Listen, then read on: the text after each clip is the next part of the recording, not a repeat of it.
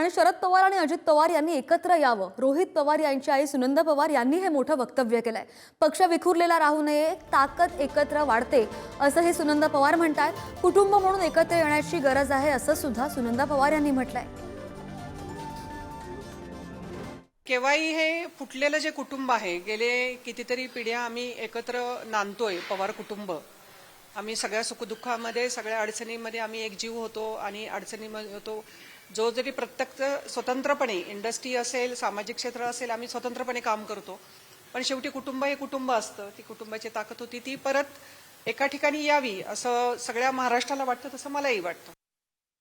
असं आहे की काल अजित पवार, प्रफुल्ल पटेल साहेब, छगन भुजबळ साहेब हे सर्व पवार साहेबांचा वाढदिवस असल्यामुळे भेटायला गेलो आणि त्याच्यामुळे अशा चर्चा चालू आहे।